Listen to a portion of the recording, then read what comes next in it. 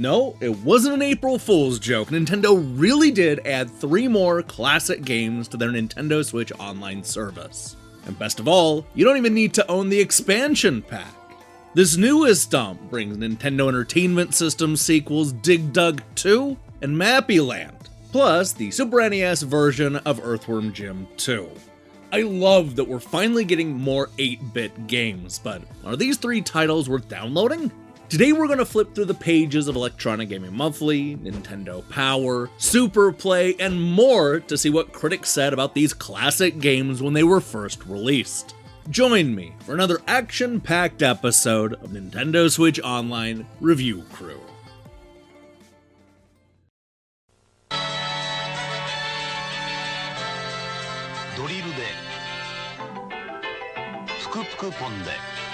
モンスター退治のディグダグ2。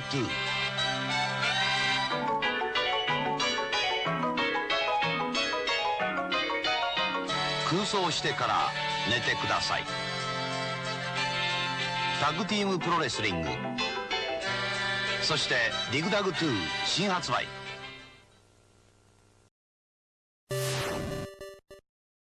Coming only 2 years after the landmark success of Pac-Man, Namco returned to arcades with yet another memorable maze game, Dig Dug.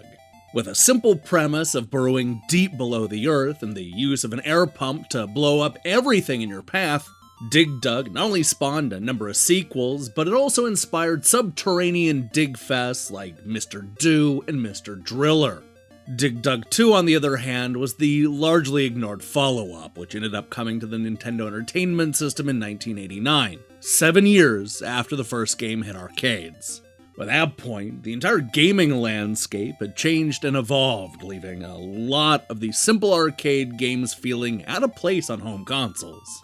This helps to explain the middling score that you saw from Nintendo Power, the only magazine that I could find that reviewed Dig Dug 2 back when it first debuted.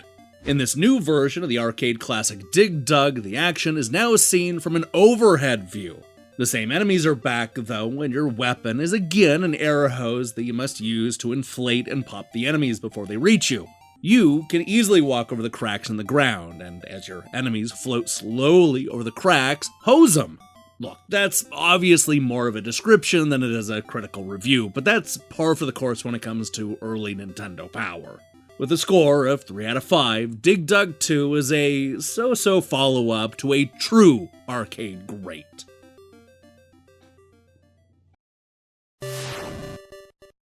The other Nintendo Entertainment System title released for Nintendo Switch Online subscribers is yet another sequel to a classic Namco arcade game.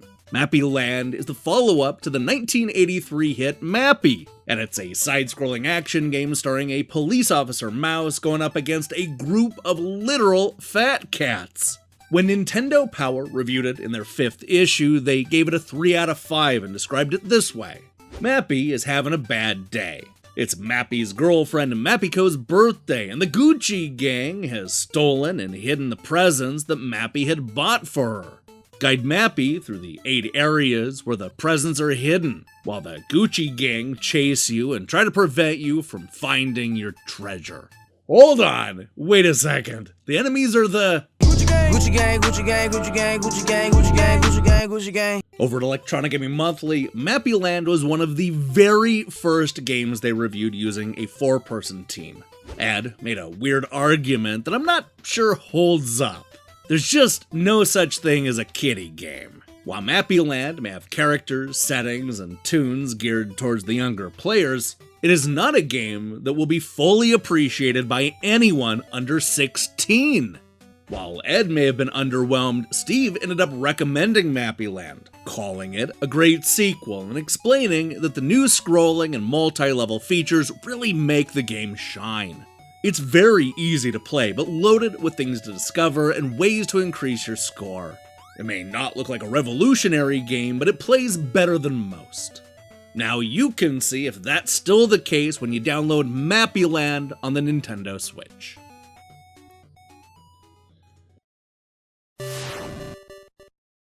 The 16-bit era was all about cartoony characters with a lot of attitude, and no cartoony character had more attitude than Earthworm Jim. This was celebrity developer David Perry's most iconic creation, and the excitement for the sequel was real. In fact, people were so excited for Earthworm Jim 2 that its launch threatened to overshadow the release of both the Sega Saturn and Sony PlayStation. Forget about 3D titles like Jumping Flash and Panzer Dragoon, because Shiny was here to prove that you could still do a lot with 2D games. Now, for the most part, the critics were just as into the sequel as they were the 1994 original. It had been only 1 year since that first Earthworm Jim game, yet many outlets were not afraid to call this sequel a masterpiece. Die-hard game fans said that if it wasn't for Yoshi's Island, this would be the platform game of the year. I'm very pleased that this isn't just more levels of Jim, but there are actual play mechanic improvements.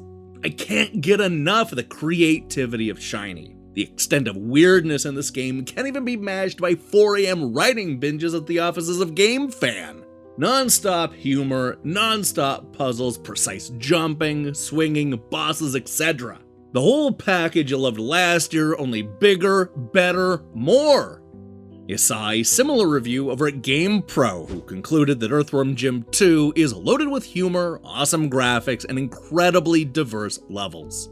Fans of the original will eat some serious dirt if they miss this one. The lowest score I could find for the Super Nintendo version was over at Nintendo Power, who gave it a 3.9 out of 5 and didn't like it as much as the original.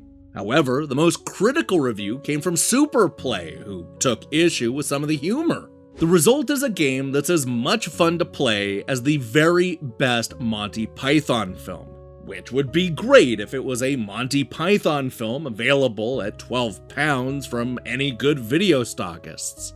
Delicious graphics, amusing jokes, and chucklesome sub-games aside, Earthworm Jim 2 is actually no more exciting or compelling than any other competently produced platform game. And I've already got lots of them. Encountering the jokes and eye-popping level designs is highly entertaining the first time around. I laughed until the man in the flat downstairs came around and complained. But they'll start to wear thin after you've played through it a few times. Look, that may be true, but let me tell you, that first time through is glorious. This is a no-brainer download for anybody who's never played it before. And even if you were a big fan of Earthworm Jim 2 back in the day, chances are you've forgotten many of the gags found in this classic action game. I say, give it a download as soon as possible. It's simply one of the best games released on the Nintendo Switch Online service this year. Eat dirt, Psycho! Fish! It's Earthworm Jim blasting his archenemy Psycho! Uh-oh, when Peter Puppy gets mad, he turns into— But first a word about Earthworm Jim 2 video game! It's out there! Bouncing puppies, falling grandmas, hungry ant heads, and some really weird stuff, too! It's like the worm says— Groovy! Earthworm Jim 2 video game! Back to Peter Puppy. I'm out of here! His rage has transformed him into monstrous Peter Puppy, uncontrollably smashing the nearest thing, which happens to be Psycho! Earthworm Jim figures and video game. Hey, thanks for watching this episode of Nintendo Switch Online Review Crew. If you liked what you saw here, then you should know that we post new episodes, well, pretty much whenever Nintendo releases more classic games. I mean, it's really up to them. We've covered pretty much everything they've uploaded over the last year, including all of the expansion pack titles. There's a whole playlist full of these episodes, so go ahead and check them out. Now, here's the question I have for you. What was the coolest character to come out of the 16-bit era? Was it Earthworm Jim, Sonic the Hedgehog, Bubsy the Bobcat, or I don't know, maybe one of those Street Fighter II characters? Let me see your picks in the comments below. In other news, we'll be back later this week with reviews of Patrick's Parabox, Orbital Bullet, and Itera. If that sounds good to you, then I strongly recommend you click that subscribe button and support what we're doing here. Until then.